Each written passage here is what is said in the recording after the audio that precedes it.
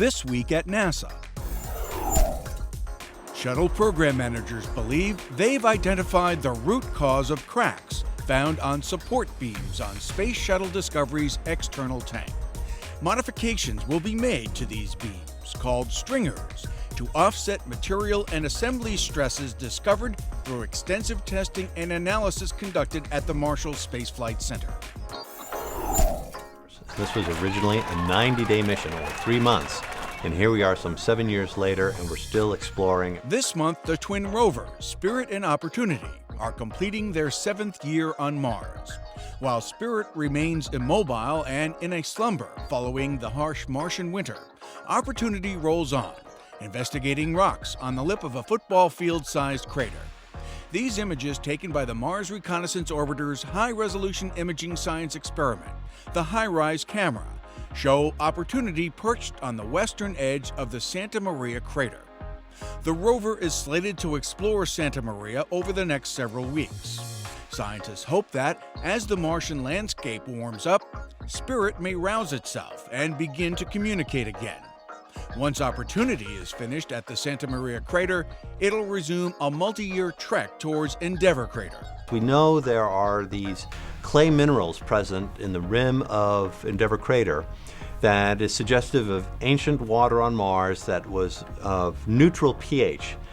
Neutral water is what astrobiologists assess that life started in, and so the fact that there is evidence of ancient neutral water on Mars is very exciting for the biopotential of the planet. Good morning, Falcons.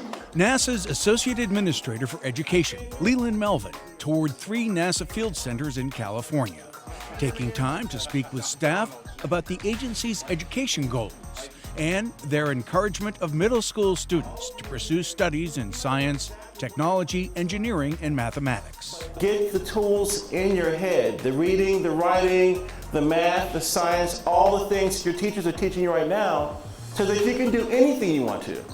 Anything you put your mind to, you can do. Hello. During stops at the Ames Research Center, the Jet Propulsion Laboratory, and the Dryden Flight Research Center, Melvin emphasized support of students to live their dreams by studying hard, focusing on their goals, and avoiding people who doubt their abilities to attain them. But whatever you dream, anything you dream, if you work at it, if you believe in it, if you put your mind to it, you can do it. A former astronaut, Melvin is responsible for developing and implementing education programs that not only increase public awareness of NASA, but also energize student interest in careers at the agency.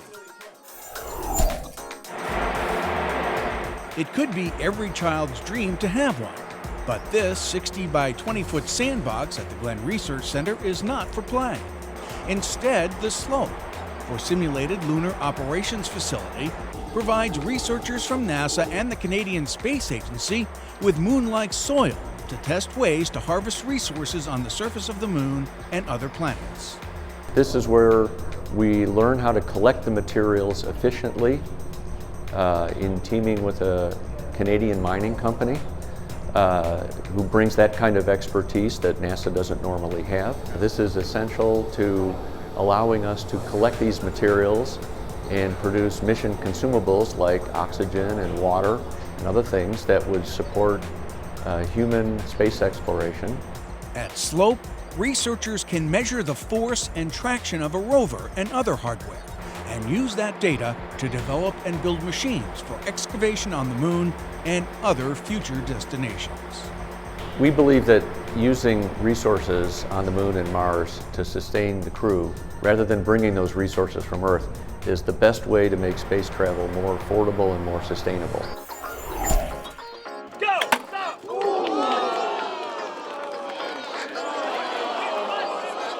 Middle and high schoolers from Southern California literally elevated ping pong to new heights as they competed in the 13th annual Invention Challenge, hosted by the Jet Propulsion Laboratory. Teams built unique devices to lift the small, lightweight spheres. No paddles required. 2, 1, go! Stop!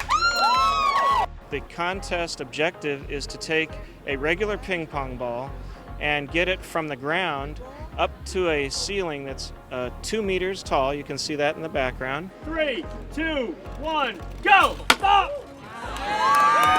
Each device had to start with a single operation, such as cutting a string or throwing a switch. Go! Stop! Secure energy sources and only non-toxic and safe materials were used. 12 teams of JPL engineers and scientists also competed against the clock. We're from Center Valley High School. This is Bullet Billy. We're basically a modified arrow, and the ball goes in there.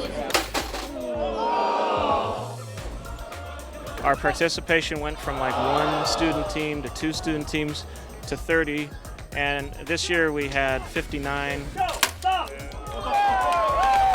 to get students to sort of put the books aside a little bit and get out there and use their imagination, team building skills, creativity, actually building something, testing something, having it fail, and then learning from that and improving the device.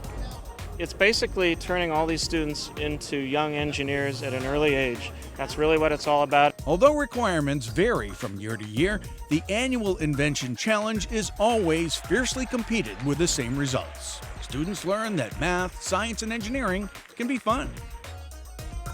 And that's This Week at NASA. For more on these and other stories, log on to www.nasa.gov.